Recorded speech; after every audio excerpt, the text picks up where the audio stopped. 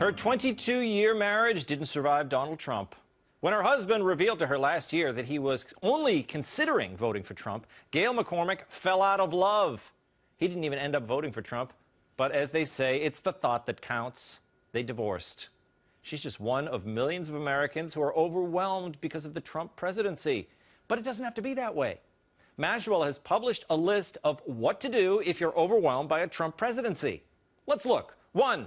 You only need one breaking news notification, not 12. I totally agree with that. 2. Read news sources that aren't designed to give you a heart attack. Or I'll go one better. Stop having heart attacks over the news. 3. Eat whatever the hell you want because F it. I've always said that.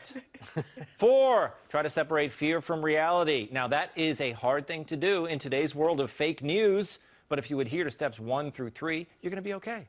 5. Set a realistic, measurable goal for the number of phone calls you can make to your representatives per week. Yeah, I'd suggest rounding that out to a nice, healthy number like 0. 6. Remember, you do have leaders in government who are standing up for you. Watch everything Maxine Waters does. Wait a minute. Hold on. I'm beginning to suspect that this article was written by someone who I do not agree with politically. What should I do? Throw a tantrum? Write a letter? No. I should do nothing. I should ignore that point and move on with my life. And isn't it amazing? Even though me and this author are polar opposites, obviously, we agree on 5 of 6 of the things you can do to remain happy and healthy in Trump's America. You see, those McCormicks didn't need to get divorced. They could have compromised. How about this? I suggest alternating waters.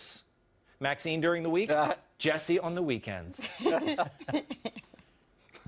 Cute. Harrison? Yeah. People don't agree, but they don't have to freak out about it. Look, I don't think we agree politically, but we're best chums.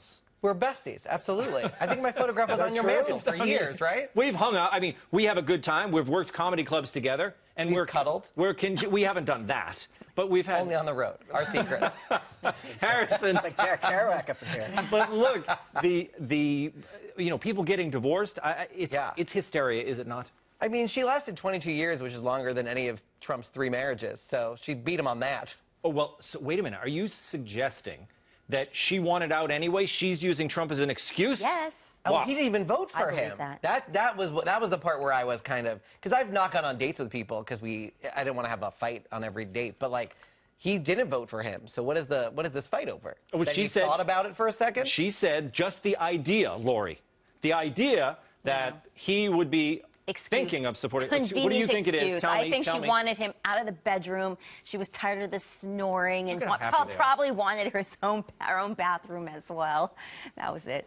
Oh. I mean, 22 years, it's like, you want your own bedroom. I've probably been married longer than all of you people here. Look, you want your own space sometimes. I understand that may be the case, but I don't know. Michael, the anti-Trump hysteria, it runs deep. You've seen it. This is not unique to anti-Trump. Like, a lot of people are married to some insufferable shrew who thinks that your role as her spouse is to do whatever she says and kowtow to her. There's plenty of Republican families where the woman wears the pants. So at a certain point, he's like, screw this. We're having a real man in the White House, and I'm not going to do what you say anymore. And she said, well, in that case, I'll leave. And he's like, there's the door. And bye, bye, bye. I know. We didn't hear from him in this article. Because I wonder what he would say. He's probably getting laid with someone much younger. I mean, usually... He is? Did you see the picture? I don't know. I think usually when you see a 70-year-old couple, when they have problems with their marriage, it's usually erections, not elections. It rhymes. Hey, you like that? That's not. I didn't make any notes about that. I didn't even think of that one. Stuck it through. Not only did I like it, I got a small election out of it. Hanging Chad? Hanging Chad. No, look at those arms on her. Like, if my wife looked like that and she said, I go, I'm going. I got my bus ticket. One way. I'm out of here. Fix your arms, and then I'll come back. Bingo wings, they call them. Yeah, do some those big grandma arms. I mean, unless she's a grandma, I think she is, but still. They're like bat wings. You can fly in them. Guys, enough. No, I'm just saying, after a while, you get sick of your wife, anybody. You just get sick of them. Hey, I got news for you. It works both ways. Yeah, You Kevin, get sick of your... No, my wife's already told me she's sick of me. There you go. So good. She put it on a Post-it today on the fridge. I got the tattoo. You got a tattoo. Anyway, the point is that people get sick of each other, so they're just looking for an excuse, and Trump's a good one. I do agree with you, yeah. Trump's a good one. Yeah. So you don't think Trump is actually splitting up marriages? That's all it... Well, listen, I don't know what Trump's doing. Tell me, you know, you don't really have a problem with Trump, right? You kind of like him. No, What does your wife think of Trump? My wife hates Trump, and then I always voted Democrat, and then I started to shift with the transgender bathroom issue because I was like, that's what switched you. Yeah, because I was like, please, is that what we're worried about?